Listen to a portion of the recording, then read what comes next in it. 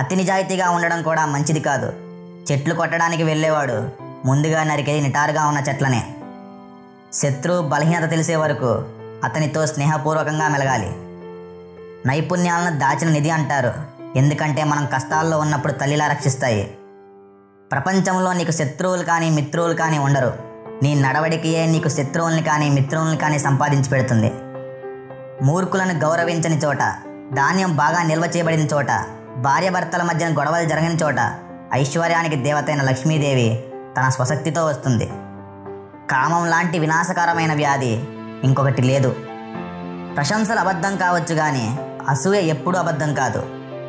మంచి పుస్తకాలు జ్ఞానాన్ని కలిగిస్తాయి. చెడ్డ పుస్తకాలు చదవడం వల్ల ఉపయోగం ఉండదు. అన్ని పాములు విషపు పాములు కావు. విషపూరితం కాకపోయినా పైకి అలానే కలపడాలి, లేకపోతే ఆ పాములు బతికి బట్ట కట్టడం కష్టం. నీవు విజయం సాధిస్తే నీ శ్రేయభిలాషులకు నీవేంటో తెలుస్తుంది. ఒకవేళ అపజయం పొందితే నీ శ్రేయభిలాషులు ఎవరో నీకు తెలుస్తుంది. భగవంతుడు విగ్రహాల్లో ఉండడు. మీ భావాలే భగవంతుని స్వరూపం. మీ మనసే దేవాలయం. జింకను కాల్చాలని కోరుకుంటున్నప్పుడు మధురంగా పాడే వేటగాడిలాగా మనం ఎవరి దగ్గర నుండి సహాయం ఆశిస్తున్నామో ఆ వ్యక్తికి నచ్చే వాటినే మనం ఎప్పుడూ మాట్లాడాలి. పూల వాసన గాలి దిశను బట్టి వ్యాపిస్తుంది, కానీ మనిషి మంచితనం మాత్రం 4 దిక్కులా వ్యాపిస్తుంది. ఎవ్వరూ కూడా ఎలాంటి స్వార్థం లేకుండా మరొకరితో జట్టు కట్టరు.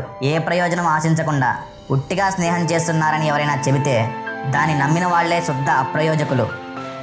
మనిషి తను చేసే పనులు బట్టి గొప్పవాడవుతాడు, కానీ జన్మంతోనే కాడు.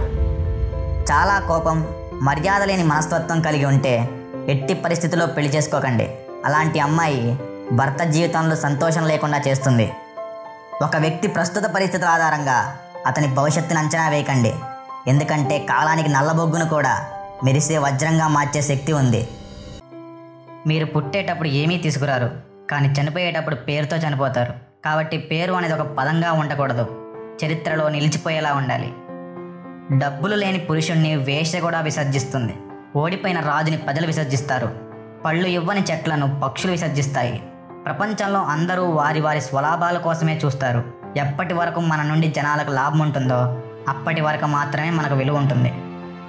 మన మీద మనకుండే నమ్మకం శత్రువుని భయపెడుతుంది. మన మీద మనకుండే అపనమ్మకం శత్రువు బలాన్ని పెంచుతుంది. ఆలోచనలు ఎట్టి పరిస్థితిలో బయట పెట్టకు. అన్ని పనులు చెడగొట్టుకున్నవాడు అవుతావు. బలం ఉండి లాభం లేదు, తెలివి దానికి తోడు లేకపోతే.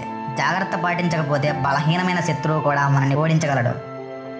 వేరే వారి తప్పుల నుండి పాఠాలను నేర్చుకో, ఎందుకంటే అన్నిటినీ సొంత అనుభవంతో నేర్చుకోవడానికి నీకు ఈ జీవితకాలం సరిపోదు.